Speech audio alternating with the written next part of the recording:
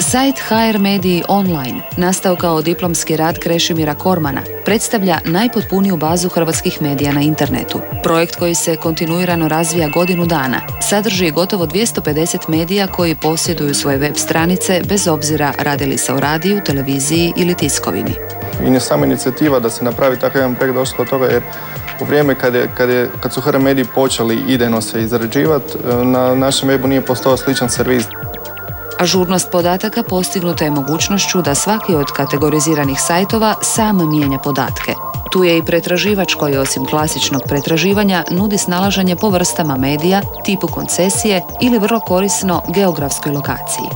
Kategorizacija svih medija koji su prisutni na webu dobro je mjesto za njihovo uspoređivanje i analizu. Lako je prepoznati da većina ne koristi interaktivnost i dvosmjernu komunikaciju interneta, što su osobine koje uz tehničke mogućnosti u budućnosti definiraju web kao glavnog integratora televizije, radija i tiskovina.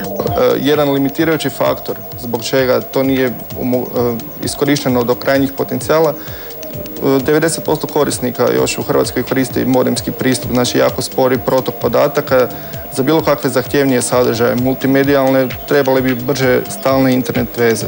Za sada one još nisu dostupne široj javnosti, pa stoga sam sadržaj i način prezentacije sadržaja još nije prilagođen. Izuzevši web medije koji su posebna kategorija, ostali još uvijek internet najviše koriste isključivo kao način promocije vlastitog sadržaja. Znači, sadržaj nije prilagođen webu kao mediju. Ne postoji interaktivnost sa korisnikom, to jest da korisnik sam šalje zahtjev za određenom vrstom sadržaja.